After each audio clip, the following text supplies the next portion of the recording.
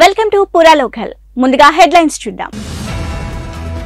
CM Revanth రెడ్డితో MM Keeravani భేటీ. జయ జయ హే తెలంగాణ పాటపై చర్చ. రేవంత్ రెడ్డికి మాజీ మంత్రి హరీష్ రావు సవాల్. ఆగస్టు 15 లోపు 6 గ్యారంటీలను అమలు చేయాలని డిమాండ్. మంత్రి ఉత్తమ్ కుమార్ రెడ్డిపై బీజేపీ ఎల్పీ నేత ఏలటి మహేశ్వర్ రెడ్డి ఫైర్. ఎన్నికల ఖర్చుల కోసమే 100 కోట్లు ఢిల్లీకి పంపించారని ఆరోపణ. తెలంగాణలోని 10 యూనివర్సిటీలకు ఇన్ఛార్జి వీసీలు, ఐఏఎస్లను అపాయింట్ చేస్తూ ప్రభుత్వం ఉత్తర్వులు జారీ. RRR మూవీలోని నాటు నాటు పాటతో ఎంఎం కీరవాణి తెలుగు ఖ్యాతిని ప్రపంచవ్యాప్తంగా చాటారు.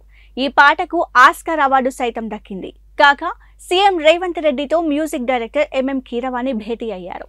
తెలంగాణ రాష్ట్ర గీతం జయ జయ హే తెలంగాణ పాటను కీరవాణితో పాడించే అంశంపై వీరు చర్చించారు. ఈ భేటీలో రచయిత అందశ్రీ సైతం పాల్గొన్నారు. అయితే 9th డిసెంబర్ 2009 తర్వాత ఈ పాట కోట్లాది మందికి చేరింది. ఈ పాటను రాష్ట్ర గీతంగా ప్రకటిస్తామని గత ప్రభుత్వం చెప్పినా విస్మరించడంతో ఇటీవల తెలంగాణలో అధికారంలోకి వచ్చిన కాంగ్రెస్ ప్రభుత్వం ఈ పాటను రాష్ట్ర గీతంగా ప్రకటించింది. అయితే కీరవాణితో పాట పాడించాలని చర్చ జరుగుతుండడంతో సాంగ్ ఎలా ఉండబోతుందనేది ఆసక్తిగా మారింది.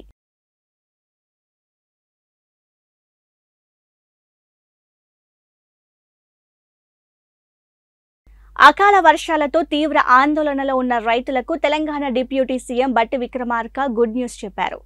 ధాన్యం కొనుగోలు కేంద్రాల్లో జాప్యం జరగకుండా చూస్తామన్నారు.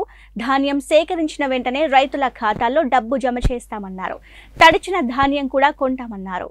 ధాన్యం కొనుగోలు విషయంలో ప్రభుత్వంపై దుష్ప్రచారం చేస్తున్నారని ప్రతిపక్షాల బట్టి సీరియస్ అయ్యారు. నేటి యువత సాంకేతికతను అందిపుచ్చుకోవాలని, వాతావరణ శాఖ సూచనలు రైతులకు అందించాలని సూచించారు. వర్ష సూచనపై ఎప్పటికప్పుడు రైతులకు సమాచారం ఇవ్వాలని పిలుపునిచ్చారు. అబద్ధాలు చెప్పడం బీఆర్ఎస్ నేతలకు అలవాటు అని ఎద్దేవా చేశారు. 15 రోజుల ముందుగానే ధాన్యం కొంటామని తెలిపారు. గతంలో కంటే ఎక్కువగా 7,215 కొనుగోలు కేంద్రాలు ప్రారంభించామన్నారు.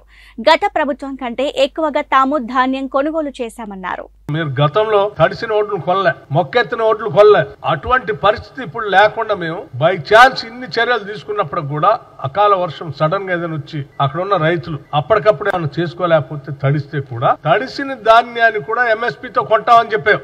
ఎక్కడా ఒక్క గింజ కూడా వదిలిపెట్టామని చెప్పాం.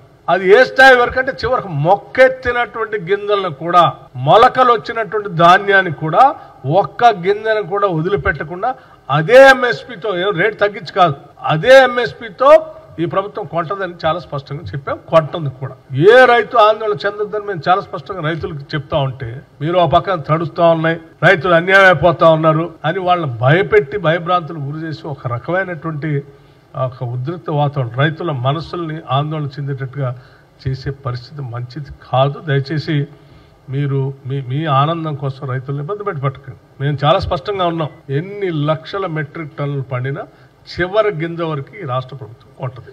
తడిసినా కొంటది, మొలకలెత్తినా కూడా అదే ఎంఎస్పీ రేట్తో కొంటది. మీరు నెలల తరబడి కొన్నటువంటి ధాన్యానికి డబ్బులు ఇచ్చేవాళ్ళు కాదు. మేము కేవలం 3 రోజుల్లో రైతు అకౌంట్లోకి డబ్బులు వేస్తాం.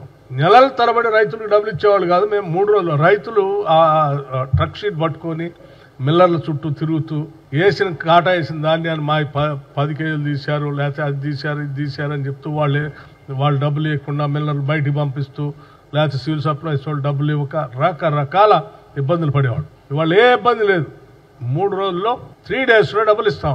ఇది ఈ ప్రభుత్వం యొక్క చిత్తశుద్ధి, రైతాంగ సోదరుల కోసం, పంట పండించేటువంటి కుటుంబాలు ఆదుకోవడం కోసం చేసేటువంటి కార్యక్రమం ఇది. దయచేసి తప్పుడు సమాచారం ప్రజల్లో చొప్పించి, మీకేదో ప్రసార మాధ్యమాలు మీ సొంతవి ఉన్నాయి కాబట్టి మీ ఇష్టం వచ్చినట్టు రాసుకొని, మీ ఇష్టం వచ్చినట్టు చూపించుకొని ప్రజలను తప్పుదోవ పట్టించి ఇబ్బంది పెట్టే కార్యక్రమం చేయబాకండి చెప్పడం కోసమే నేను ఈరోజు మీ ద్వారా వారికి విజ్ఞప్తి చేస్తా ఉన్నాను.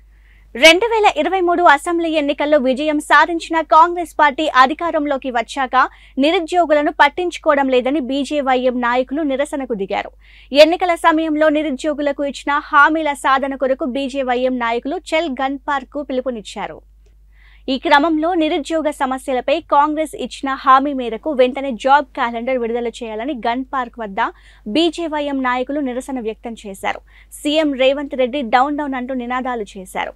దీంతో రంగంలోకి దిగిన పోలీసులు వారిని అక్కడి నుంచి తరలించే ప్రయత్నం చేయగా బీజేవైఎం నాయకులు పోలీసులకు మధ్య తోపులాట జరిగింది.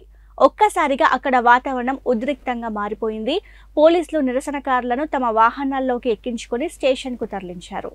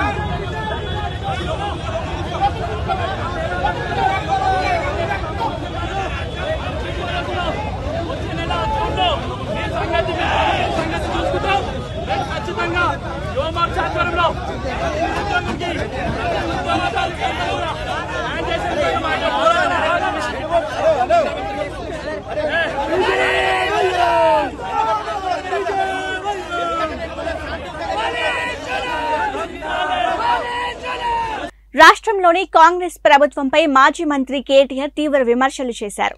గ్రాడ్యుయేట్ ఎమ్మెల్సీ ఎన్నికల ప్రచారంలో భాగంగా నల్లగొండలో పర్యటించారు. ఈ సందర్భంగా 5 నెలల్లోనే కాంగ్రెస్ ప్రభుత్వం 5 ఏళ్ల అపఖ్యాతి మూటగట్టుకుందని అన్నారు. టీచర్లకు, బ్లాక్ మెయిలర్లకు మండలిలో అవకాశం కల్పించొద్దని ఓటర్లకు రిక్వెస్ట్ చేశారు. 56 క్రిమినల్ కేసులు ఎదుర్కొంటున్న వ్యక్తికి కాంగ్రెస్ ఎమ్మెల్సీ టికెట్ ఇచ్చిందని ఆరోపించారు. కాంగ్రెస్ ప్రభుత్వం వచ్చాక పింఛన్లు పెంచుతామని హామీ ఇచ్చిందన్న కేటీఆర్ ఒక్కరికైనా పింఛన్ పెరిగిందా అని ప్రశ్నించారు. కాంగ్రెస్ నేతలు మోసపూరిత మాటలు మాట్లాడుతున్నారని ఆయన ఆరోపిస్తున్నారు. 65 ఏళ్ల కాంగ్రెస్ పాలనలో తెలంగాణలో 3 వైద్య కళాశాలలు ఏర్పాటయ్యాయని చెబుతున్నారు. 9.5 ఏళ్లలో బీఆర్ఎస్ పాలనలో 33 వైద్య కళాశాలలు ఏర్పాటు చేశారని తెలుపుతున్నారు. అధికారం ఎవరికీ శాశ్వతం కాదని, మోసపూరితమైన హామీలు ఇచ్చి ప్రజలను మభ్యపెట్టి కాంగ్రెస్ అధికారంలోకి వచ్చిందని విమర్శలు చేస్తున్నారు. ఇంకో దిక్కు కాంగ్రెస్ అభ్యర్థి నాకంటే బాగా మీకే తెలుసు. తెల్లారి లేస్తే బూతులు మాట్లాడడం, తెల్లారి లేస్తే కేవలం పెద్దవాళ్ళని తిడితే పెద్దవాళ్ళని అయిపోతానని విధంగా ఎవరుంటే వాళ్ళను నోటికొచ్చినట్టు తిట్టడం, బెదిరించడం, బ్లాక్మెయిల్ చేయడం. ఇవాళ ప్రవీణ్ అన్న చెప్పినట్టు 56 కేసులు, 74 రోజులు చెంచల్గూడలో జైలు అనుభవం. ఇది కాంగ్రెస్ పార్టీ యొక్క గొప్ప అభ్యర్థి యొక్క గుణగణాలు. అందుకే దయచేసి ఆలోచించండి. పట్టభద్రులు ఎవరికి పట్టం కట్టాలి? మరి ఒక విద్యావంతుడికి పట్టం కడతారా? ఒక బ్లాక్ మెయిలర్కు, చీటర్కు పట్టం కడతారా? దయచేసి మీరు ఆలోచించాలని నా ప్రార్థన. మరి ఈ సందర్భం ఎట్లాంటిది అంటే, ఈ ఎన్నికతో ప్రభుత్వాలేమి మారిపోవు, కింద మీద కావు. అదేవిధంగా ఈరోజు 1-2 కాదు, 2 లక్షల రుణమాఫీ అన్నారు, రైతు బంధు కాదు రైతు భరోసా అన్నారు. చెప్పుకుంటూ పోతే 420 హామీలు, 6 గ్యారెంటీలు. అయినా ప్రభుత్వం సిగ్గు లేకుండా మాట్లాడుతున్నది. 6 గ్యారెంటీల్లో 5 అయిపోయినాయి, మిగతా ఏమీ అవసరం లేదు అన్నట్టుగానే మాట్లాడే ప్రయత్నం చేస్తూ ఉన్నది. నిరుద్యోగులకు ఇచ్చిన మాట ఈ రాష్ట్ర ప్రభుత్వం రేవంత్ రెడ్డి ఏమన్నాడు? 2 లక్షల ఉద్యోగాలు ఇస్తా మొదటి సంవత్సరంలో అన్నాడు. ఇప్పటి వరకు ఒక్క నోటిఫికేషన్ ఇవ్వలేదు. జాబ్ క్యాలెండర్ అన్నారు, అతి లేదు గతి లేదు. నిరుద్యోగ భృతి అన్నారు, దాని ఊసు కూడా లేదు. ఇంకా పచ్చి అబద్ధాలు చెప్తా ఉన్నాడు. ఏమంటున్నాడు? నేను ఇప్పటికే 30,000 ఉద్యోగాలు ఇచ్చేసిన అంటున్నాడు. ఒక ఉద్యోగం ఇవ్వాలి అంటే ముందు నోటిఫికేషన్ ఇవ్వాలి, తర్వాత రాత పరీక్ష పెట్టాలి, అవసరమైతే ఇంటర్వ్యూ పెట్టాలి, ఆఖరికి అందులో సెలెక్ట్ అయితే అప్పుడు అపాయింట్మెంట్ లెటర్ ఇవ్వాలి. మరి రేవంత్ రెడ్డి వచ్చినాక ఒక్క నోటిఫికేషన్ రాలేదు. బెదిరించి బతికేటోళ్ళకు అవకాశం ఇస్తే సమాజానికి నష్టం. కాంగ్రెస్ మిత్రులు కూడా ఆలోచించుకోవాలి, కాంగ్రెస్ కార్యకర్తలు కూడా ఆలోచించాలి. సమాజానికి పెట్టిన చీడ పురుగులు లాంటి ఇట్లాంటి బ్లాక్ మెయిలర్లను, ఇట్లాంటి దొంగలను, 56 క్రిమినల్ కేసులు ఎదుర్కొంటున్న వాళ్ళను ఏ రకంగా కాంగ్రెస్ పార్టీ అభ్యర్థిగా ప్రకటించిందో కూడా ఆలోచించాలి. సీఎం రేవంత్ రెడ్డికి బీఆర్ఎస్ నేత సిద్దిపేట ఎమ్మెల్యే హరీష్ రావు సవాల్ విసిరారు. ఆగస్టు 15 లోపు 6 గ్యారంటీలను అమలు చేయాలని డిమాండ్ చేశారు. అమలు చేస్తే తన రాజీనామా లేఖను స్పీకర్ ఫార్మాట్ లో పంపుతా అని ఛాలెంజ్ చేశారు. సీఎం కూడా తన రాజీనామా లేఖను పంపాలని అన్నారు. అమలు చేస్తే నా రాజీనామాను ఆమోదించాలని, లేకపోతే సీఎం పదవి నుంచి రేవంత్ రెడ్డి స్వచ్ఛందంగా తప్పుకోవాలని డిమాండ్ చేశారు. సన్న వడ్లకు మాత్రమే కాంగ్రెస్ ప్రభుత్వం 500 బోనస్ ప్రకటించడంపై తీవ్ర స్థాయిలో విరుచుకుపడ్డారు. కాంగ్రెస్ బోనస్ పెద్ద బోగస్ అని, సర్కారు మరో ఎన్నికల హామీని తుంగలో తొక్కిందని ధ్వజమెత్తారు. నిరుద్యోగులకు నెలకు 4,000 భృతి ఇస్తామని హామీ ఇచ్చి తాము ఆ మాట అనలేదని అసెంబ్లీ సాక్షిగా అబద్దాలు చెప్పిన కాంగ్రెస్ ప్రభుత్వం నేడు వడ్లకు బోనస్ ఇచ్చే విషయంలో పచ్చి అబద్దాలాడి రైతులను మోసం చేసిందని విమర్శించారు. 500 బోనస్ 6 గ్యారంటీల్లో ఉందని గుర్తు చేశారు. అధికారంలోకి వచ్చాక మాట మార్చడం కరెక్ట్ కాదని అన్నారు. కాంగ్రెస్ పార్టీ మేనిఫెస్టోలో అన్ని పంటలకు 500 రూపాయల బోనస్ ఇస్తామని, వడ్లకు 500 రూపాయల బోనస్ ఇస్తామని చెప్పి ఈరోజు సన్న వడ్లకు మాత్రమే బోనస్ చెల్లిస్తామని చెప్పడం ఇది కాంగ్రెస్ పార్టీ మోసానికి పరాకాష్ట. రాష్ట్రంలో 90% పైగా దొడ్డు వడ్లు పండిస్తారని తెలిసి బోనస్ భారాన్ని తప్పించుకునేందుకు కాంగ్రెస్ పార్టీ ఈరోజు కేవలం సన్న వడ్లకు మాత్రమే బోనస్ చెల్లిస్తామని చెప్తా ఉన్నారు. నిన్న మాట్లాడిన మంత్రివర్యులు పొంగులేటి శ్రీనివాసరెడ్డి గారు కానీ, ఈరోజు మాట్లాడినటువంటి ఉప ముఖ్యమంత్రి బట్టి విక్రమార్క గారు కానీ సన్న వడ్లకు మాత్రమే బోనస్ ఇస్తామంటున్నారు. పండని వడ్లకు మీరు బోనస్ ఇచ్చే లాభము? తెలంగాణలో యాసంగి పంటలో పండేవే దొడ్డు వడ్లు. తెలంగాణలో యాసంగి పంటలో సన్నవడ్లు పండవు. ఎందుకు అంటే యాసంగి పంటలో ఎండ తీవ్రత వల్ల నూకలైతాయి, సగానికి సగం నూకలైతాయి. దొడ్డు వడ్లు అయితే ఏంటంటే బాయిల్డ్ రైస్గా మార్చి ఆ బాయిల్డ్ రైస్ను తినేటువంటి రాష్ట్రాలకు దాన్ని మనం పంపుతూ ఉంటాం. ఇది గత 20-30 ఏళ్ళుగా మన రాష్ట్రంలో ఉన్నటువంటి ప్రాక్టీస్. యాసంగిల పండేటియే దొడ్డు వడ్లు. ఆ దొడ్డు వడ్లను నూకలైతే కనుక బాయిల్డ్ రైస్ చేసి కేరళ, తమిళనాడుకు FCI ద్వారా ఇతర రాష్ట్రాలకు పంపుతూ ఉంటాం.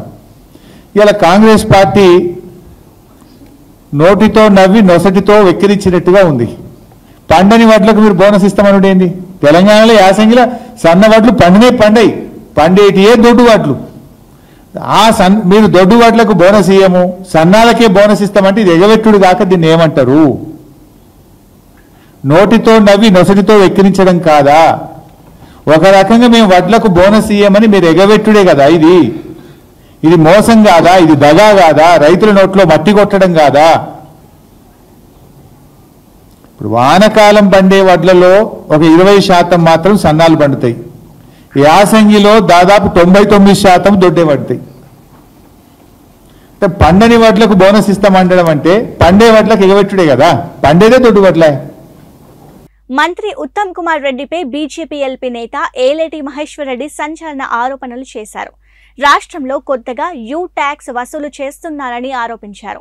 500 కోట్లు చేతులు మారాయని సంచలన ఆరోపణలు చేశారు.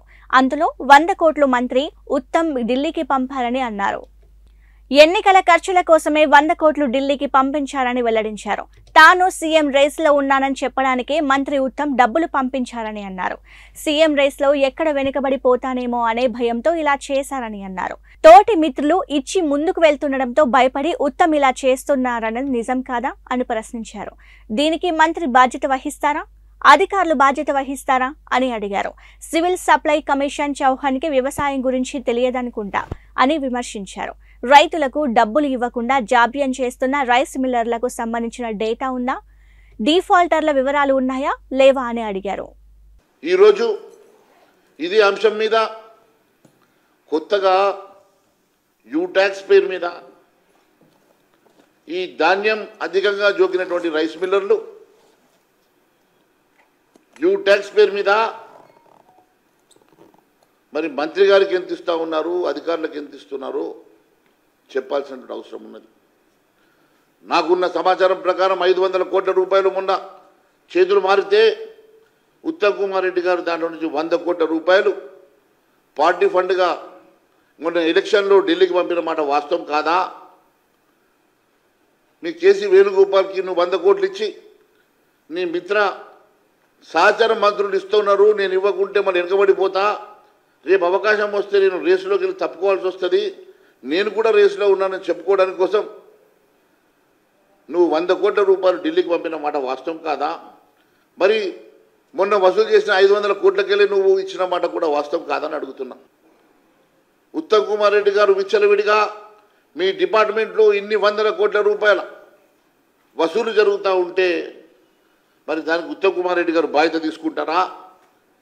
లేకుంటే అధికారులు బాధ్యత తీసుకుంటారా చెప్పాల్సినటువంటి అవసరం ఈ ప్రజానీకానికి ఉన్నదని చెప్పి నేను తెలియజేస్తా ఉన్నాను. రాష్ట్ర వ్యాప్తంగా ఫీజు రియంబర్స్మెంట్ బకాయిలు పేరుకుపోయాయని వెంటనే అందుకు సంబంధించి నిధులను విడుదల చేయాలని బీజేపీ నేత మాజీ ఎంపీ బీజేపీ నేత బూర నర్సయ్య గౌడ్ డిమాండ్ చేశారు.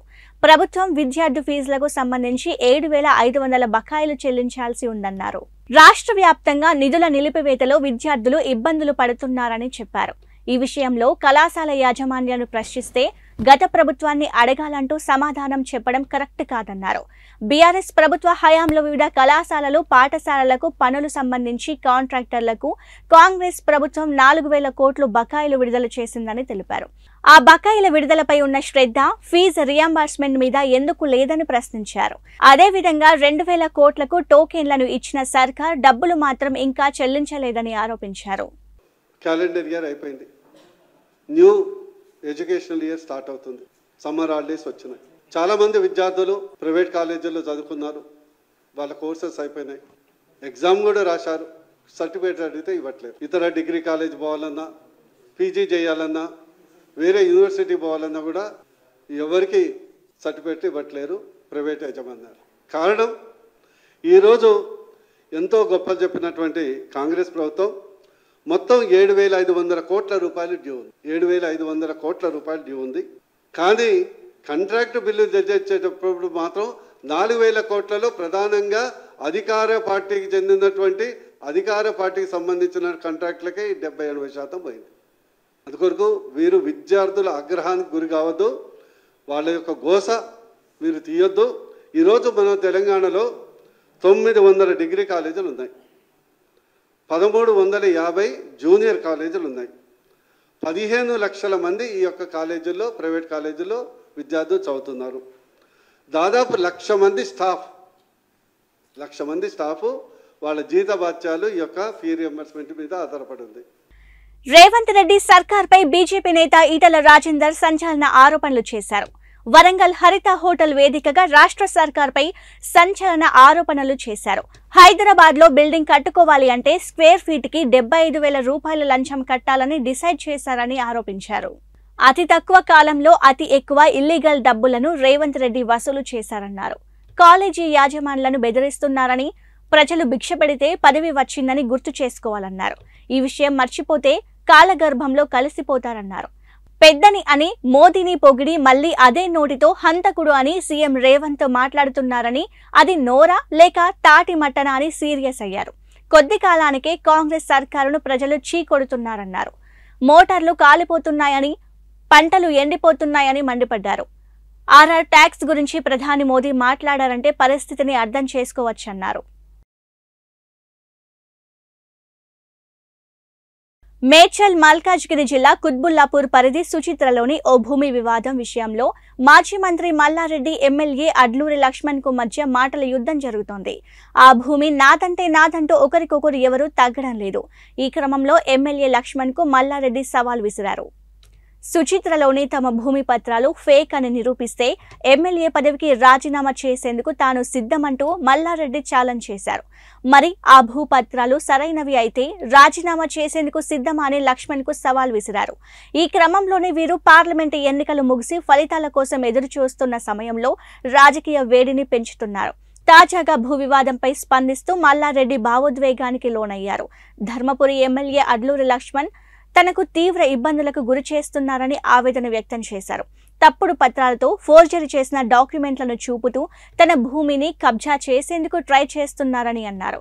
తన దగ్గర ఒరిజినల్ డాక్యుమెంట్లు ఉన్నాయని తెలిపారు. రేపు CM Revanth Reddy appointment confirm అయిందని, ఈ వ్యవహారం అంతా సీఎం రేవంత్ రెడ్డి దృష్టికి తీసుకెళ్తానని మల్లారెడ్డి చెప్పారు.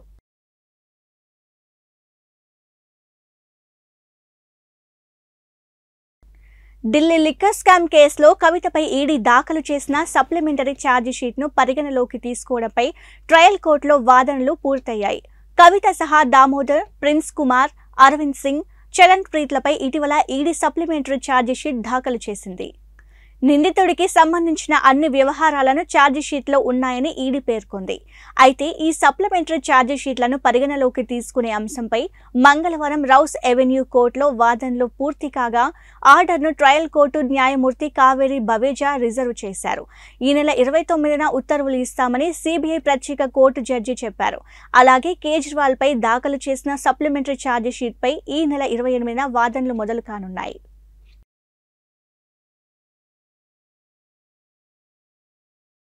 రాష్ట్రంలోని 10 విశ్వవిద్యాలయాలకు ఇన్ఛార్జి వైస్ ఛాన్సలర్లను నియమిస్తూ ప్రభుత్వం ఉత్తర్వులు జారీ చేసింది.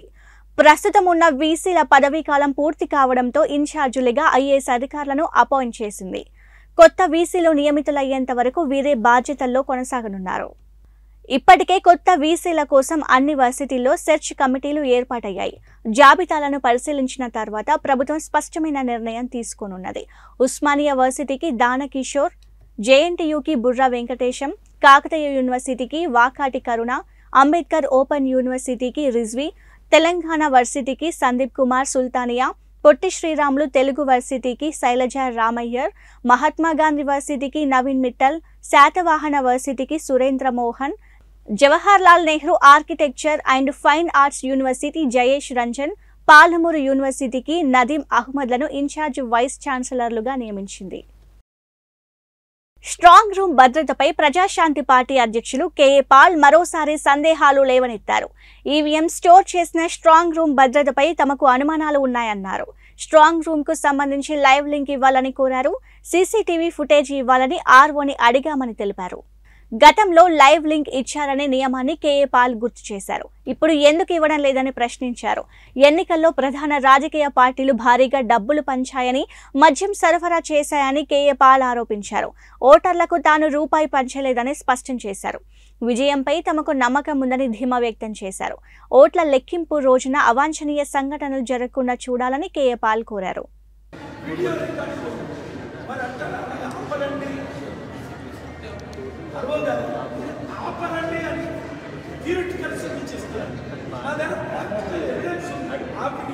ఫోటోలు, వీడియోలు బ్రేక్ చేసి నైట్ ఏం జరుగుతుంది, కరెంట్ ఎందుకు ఆపుతున్నారు? అయినా వైజాగ్లో జరిగిన ఎలక్షన్ ఎస్కోట్ విజయనగరం డిస్ట్రిక్ట్ అర్థమైంది. ఇక్కడ స్ట్రాంగ్ రూమ్ మేము ఉంటుండగా సీల్ చేయాలి. నేను ఒకే చూశాను, ఇప్పుడు ఆదివారం. బెంగళూరు రేవ్ పార్టీ సినీ ఇండస్ట్రీలో కలకలం రేపింది. ఈ పార్టీలో తెలుగు సినీ నటి హేమ పాల్గొన్నట్టు Bengaluru city commissioner Dayanand clarity ఇచ్చారు. Sunset to sunrise victory పేరుతో నిర్వహించిన ఈ పార్టీ కోసం పెద్ద మొత్తం ఈ ఫీజులు వసూలు చేశారని తెలిపారు. ప్రజా ప్రతినిధులు ఎవరు ఈ పార్టీలో పాల్గొనలేదని ఆయన తెలిపారు. అయితే సినీ నటి హేమ రేవ్ పార్టీలో పాల్గొన్నట్లు వార్తలు వచ్చిన నేపథ్యంలో ఆమె ఓ వీడియో విడుదల చేసి తాను రేవ్ పార్టీలో పాల్గొనలేదని తన ఫామ్ హౌస్ లో ఉన్నట్టు తెలిపారు. ఇక ఈ వీడియోపై సైతం పోలీసులు ఫోకస్ పెట్టారు. నిన్న విడుదల చేసిన వీడియో ఎక్కడి నుంచి తీశారో ఎంక్వైరీ చేస్తున్నట్లు తెలిపారు. ತೆಗೆದುಕೊಂಡಿದ್ದಾರೆ. ಅದರ ಜೊತೆಗೆ ಪ್ರತಿಯೊಂದು ಈ ರೀತಿಯ ಮೊಬೈಲ್ ಸ್ನ್ಯಾಚಿಂಗ್ಗಳಿರ್ಬೋದು, ಪಿಕ್ ಪಾಕೆಟ್ಗಳಿರ್ಬೋದು, ಅವುಗಳ ರಿಪೋರ್ಟಿಂಗ್ ಏನಿದೆ ಸರಿಯಾಗಿ ಆಗೋ ರೀತಿಯಲ್ಲಿ ಮತ್ತು ಜೊತೆಗೆ ಈ ರೀತಿಯ though they are low end crimes, ಈ ರೀತಿಯ ಅಪರಾಧಗಳನ್ನು ಕೂಡ ಪತ್ತೆ ಹಚ್ಚಲಿಕ್ಕೆ ಪೊಲೀಸರು ಬಹಳ ಗಂಭೀರವಾಗಿ ಪ್ರಯತ್ನ ಮಾಡ್ತಾ ಇದ್ದಾರೆ. ಯಾಕೆಂದರೆ ಇಂತಹ ಸಣ್ಣ ಪ್ರಕರಣಗಳ ನಂತರ ದೊಡ್ಡ ಪ್ರಕರಣಗಳಲ್ಲಿ ಪರಿವರ್ತನೆ ಆಗ್ತವೆ. ಅದೇ ನಿಟ್ಟಿನಲ್ಲಿ ಇವತ್ತು ನಮ್ಮ ಪಶ್ಚಿಮ ವಿಭಾಗದ ಪೊಲೀಸರು ಕೆಲವೊಂದು ಉತ್ತಮ ಕಾರ್ಯವನ್ನು ಮಾಡಿದ್ದಾರೆ. ಪ್ರಮುಖವಾಗಿ ಉಪ್ಪಾರಪೇಟೆ ಪೊಲೀಸ್ನವರು ಈ ರೀತಿ ಮೊಬೈಲ್ ಫೋನ್ಗಳನ್ನು ಪಿಕ್ ಪಾಕೆಟ್ ಮಾಡ್ತಾ ಇರ್ತಕ್ಕಂಥ ಒಂದು ಜಾಲವನ್ನು ಪತ್ತೆ ಹಚ್ಚಿ ಇಬ್ಬರು ಆರೋಪಿಗಳನ್ನು ಬಂಧಿಸಿ ಅವರಿಂದ ಸುಮಾರು 22 ಲಕ್ಷ ಮೌಲ್ಯದ 176 ಮೊಬೈಲ್ ಫೋನ್ಗಳನ್ನು ವಶಪಡಿಸಿಕೊಳ್ಳುವಲ್ಲಿ ಯಶಸ್ವಿಯಾಗಿದ್ದಾರೆ. ಮೂಲತಃ ಶಿವಮೊಗ್ಗ ರೈಲಿನಲ್ಲಿ ಬೆಂಗಳೂರಿಗೆ ಬಂದಂತಹ ಒಬ್ಬ ವ್ಯಕ್ತಿ 22 ಏಪ್ರಿಲ್ನಂದು ಬಿಎಂಟಿಸಿ ಬಸ್ನಲ್ಲಿ ಪ್ರಯಾಣ ಮಾಡುವ ಸಲುವಾಗಿ ಬಸ್ ನಿಲ್ದಾಣಕ್ಕೆ ಬಂದಾಗ ಯಾರೋ ಅವರ ಮೊಬೈಲ್ ಫೋನನ್ನು ಪಿಕ್ ಪಾಕೆಟ್ ಮಾಡಿಕೊಂಡು ಹೋಗಿರ್ತಾರೆ. ಈ ಬಗ್ಗೆ ಅವರು ಉಪ್ಪಾರಪೇಟೆ ಪೊಲೀಸ್ ಠಾಣೆಯಲ್ಲಿ ಅದೇ ದಿವಸ ಬಂದು ಪ್ರಕರಣವನ್ನು ಕೊಟ್ಟಾಗ ಅದರ ಒಂದು ಎಫ್ಐಆರ್ ಅನ್ನು ಮಾಡಿಕೊಂಡು ಪೊಲೀಸರು ಅನೇಕ ಆಯಾಮಗಳಿಂದ ಪರಿಶೀಲನೆ ಮಾಡಿ ಇಬ್ಬರು ವ್ಯಕ್ತಿಗಳನ್ನು ಬಂಧಿಸುವಲ್ಲಿ ಯಶಸ್ವಿಯಾಗಿದ್ದಾರೆ. 7ನೇ ತಾರೀಕು ಮೇ ಬಾಗ್ಲೂರಿನಿಂದ ಈ ಇಬ್ಬರು ಆರೋಪಿಗಳನ್ನು ವಶಕ್ಕೆ ಪಡೆಯಲಾಗಿದೆ. ಆರೋಪಿಗಳು ಕೊಟ್ಟಂತಹ ಮಾಹಿತಿಗೆ ಅನುಗುಣವಾಗಿ ಈಗಾಗಲೇ ಹೇಳಿದಾಗೆ ಸುಮಾರು 176 ಬೇರೆ ಬೇರೆ ಕಂಪನಿಗಳ ಮೊಬೈಲ್ ಫೋನ್ಗಳನ್ನು ಜೊತೆಗೆ 2024 పార్లమెంటు ఎన్నికలకు సంబంధించిన 5వ దశ పోలింగ్ పూర్తయింది. ఈ సందర్భంగా ఢిల్లీ సీఎం అరవింద్ కేజ్రీవాల్ 7వ దశ ఎన్నికలు విజయవంతంగా ముగిసిపోయాయన్నారు. తదుపరి 2 దశల ఎన్నికలు జరుగుతున్న తరుణంలో జూన్ 4న మోదీ ప్రభుత్వం విడిపోయి భారత కూటమి సంకీర్ణ ప్రభుత్వాన్ని ఏర్పాటు చేయబోతుందని ఆశాభావం వ్యక్తం చేశారు. అలాగే ప్రస్తుతం ట్రెండ్ చూస్తుంటే భారత కూటమికి 300 కంటే ఎక్కువ సీట్లు వస్తాయని సీఎం కేజ్రీవాల్ జోస్యం చెప్పారు. ఇదిలా ఉంటే ఢిల్లీ లిక్కర్ స్కామ్ కేసుకు సంబంధించి మనీ లాండరింగ్ కేసులో జైలులో ఉన్న కేజ్రీవాల్ ఇటీవల ఎన్నికల ప్రచారం కోసం బెయిల్పై బయటకు వచ్చారు. అనంతరం బీజేపీ ప్రభుత్వాన్ని టార్గెట్ చేస్తూ విమర్శలు గుప్పిస్తున్నారు. మరోసారి బీజేపీ ప్రభుత్వం వస్తే తనతో పాటు ఆప్ మంత్రులను కూడా జైల్లో వేస్తారని కేజ్రీవాల్ చెప్పుకొచ్చారు. अमित शाह जी दिल्ली आए थे. दिल्ली आकर उन्होंने देश के लोगों को अनर्गल गाली गलौज करना चालू किया. उन्होंने कहा कि आम आदमी पार्टी के सपोर्टर पाकिस्तानी हैं. मैं उनसे पूछना चाहता हूं, दिल्ली के लोगों ने हमें 62 सीट 56% वोट शेयर दे के सरकार बनाई है. क्या दिल्ली के लोग पाकिस्तानी हैं? पंजाब के लोगों ने हमें 117 में से 92 सीट्स दे के सरकार बनाई है. क्या पंजाब के लोग पाकिस्तानी हैं? गुजरात के लोगों ने हमें 14% वोट दिया. क्या गुजरात के भी लोग पाकिस्तानी हैं? गोवा के लोगों ने हमें प्यार दिया, विश्वास दिया. क्या गोवा के लोग भी पाकिस्तानी हैं? पंचायत के चुनाव में, म्यूनिसिपैलिटी के चुनाव में उत्तर प्रदेश में, आसाम में, मध्य प्रदेश में और देश के कई हिस्सों में आम आदमी पार्टी के पंच, सरपंच, म्यूनिसिपल मेयर, काउंसलर चुने गए जगह जगह. क्या इस देश के सभी लोग पाकिस्तानी हैं? ये क्या बात कर रहे हैं आप? आपको प्रधानमंत्री जी ने अपना वारिस चुना है. इस बात का आपको इतना अहंकार हो गया कि आप लोगों को गालियां देने लगे, धमकियां देने लगे. अभी तो आप पीएम बने नहीं हैं और आपको इतना अहंकार हो गया. आपकी जानकारी के लिए बता दूं कि आप पीएम नहीं बन रहे हैं क्योंकि 4 जून को लोग बीजेपी की सरकार नहीं बना रहे हैं. बीजेपी जा रही है. थोड़ा अहंकार कम कीजिए और जनता को गाली मत दीजिए. आपकी दुश्मनी मेरे से है, आप मुझे गाली दे लीजिए, लेकिन देश की जनता को अगर गाली देंगे तो ये कोई बर्दाश्त नहीं कर. ఏసీ వేయమని అడిగినందుకు సహనం కోల్పోయిన ఓ క్యాబ్ డ్రైవర్ కస్టమర్పై చిందులు తొక్కారు. ఎందుకు ఏసీ ఆన్ చేయడం లేదని ప్రశ్నించినందుకు ఇది తమ ప్రాంతమని, ఇక్కడ మరో భాష కుదరదని తెగ్గేసి చెప్పాడు. ఈ ఘటన సోషల్ మీడియాలో వైరల్ గా మారింది. డాక్టర్ అథర్వ్ దావర్ అనే వ్యక్తి తన ట్విట్టర్ అకౌంట్లో తన అనుభవాన్ని షేర్ చేసుకున్నారు. బెంగళూరులో ఊబర్ క్యాబ్ను బుక్ చేసుకున్నానని, కారులో ప్రయాణిస్తుండగా ఏసీ వేయాలని కోరగా డ్రైవర్ అందుకు నిరాకరించారు. ఏదో సమస్య ఉందని తప్పించుకునే ప్రయత్నం చేశాడు. దీంతో ప్రాబ్లం ఏంటని నేను అడగ్గా మొదట్లో హిందీలోనే సమాధానం చెప్పిన క్యాబ్ డ్రైవర్ ఆ తర్వాత సహనం కోల్పోయారు.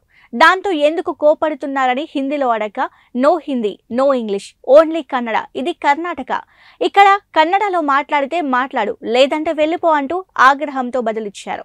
దీనికి కంగుతిన్న కస్టమర్ తనను తీసుకెళ్లడం ఇష్టం లేకపోతే వదిలేసి వెళ్లాలని కోరారు. అయినా డ్రైవర్ ఏసీ వేయకుండానే ముందుకు సాగాడు. ఇదంతా వీడియోలో రికార్డ్ అయింది. సదర్ డ్రైవర్ పై ఊబర్ కు ఫిర్యాదు చేసినట్టు అథర్వ్ దావర్ పేర్కొన్నారు. ఇది భాషకు సంబంధించిన విషయం కాదని, బాధ్యత రహితమైన వ్యక్తి కన్నడ భాషను తెరగా ఉపయోగిస్తున్నాడని, బెంగళూరుకు వచ్చేవారు ఇలాంటి మోసపూరితమైన వ్యక్తుల గురించి అప్రమత్తంగా ఉండాలని హెచ్చరిస్తున్నాడు. కాగా ఈ వీడియోపై నెటిజన్లు భిన్న రకాలుగా రియాక్ట్ అవుతున్నారు. You are getting charged up. I did not want you to try. I did not want you to go in Hindi. I said I don't know your language. I don't know your language. I am telling you ki if only Kannada. Okay. No Hindi, no English. No English, no Hindi, no bere bhashe. Only Kannada. Hey Karnataka. बिल्कुल ठीक थे आप, अब एकदम से angry हो रहे हैं, बोल रहे ऐसी नहीं है. ऐसे नहीं, ऐसे और प्रॉब्लम हो गया. क्या प्रॉब्लम हो गया? ऐसी प्रॉब्लम. अब तो I am asking what problem ना sir. If you don't want to take me you can drop me. అంతర్జాతీయ మార్కెట్లోనే ప్రతికూల సంకేతాలు, ఎన్నికల నేపథ్యంలో దేశీయ సూచీలు రోజంతా ఒడిదుడుకుల్లోనే కదలాడాయి. లాభ నష్టాలు దోబూచులాడాయి. ఈ వారంలో ట్రేడింగ్ కు తొలి రోజు కావడంతో ఇవాళ సెన్సెక్స్ స్వల్పంగా నష్టపోయింది. అలాగే యూరప్ మార్కెట్లు కూడా నష్టాలతోనే ఈ రోజును ప్రారంభించాయి. గత వారం ముగింపుతో పోల్చితే దాదాపు 150 పాయింట్ల నష్టంతో ప్రారంభమైన సెన్సెక్స్ రోజంతా అనిశ్చితితోనే కదలాడింది. 73,762 నుంచి 74,189 శ్రేణి మధ్యలోనే కదలాడింది. చివరకు 52 పాయింట్ల నష్టంతో 73,953 వద్ద రోజును ముగించింది. నిఫ్టీ మాత్రం స్వల్ప లాభంతో ముగిసింది. 27 పాయింట్ల లాభంతో 22,529 వద్ద రోజును ముగించింది. బ్యాంక్ నిఫ్టీ 151 పాయింట్లు నష్టపోయింది. మిడ్ క్యాప్ ఇండెక్స్ 199 పాయింట్లు ఆర్జించింది. Balkrishna Industries, Vedanta, Aditya Birla Fashions, Bharat Electronics తదితర షేర్లు లాభపడ్డాయి. City Union Bank, Astral, MCX India, Cummins నష్టాలకు మూటగట్టుకున్నాయి. డాలర్లతో రూపాయి మారకం విలువ ప్రస్తుతం 82.30 వద్ద ట్రేడ్ అవుతుంది. ఇవి వాల్టి అప్డేట్స్. మరిన్ని అప్డేట్స్ కోసం కీప్ వాచింగ్ పురా లోకల్.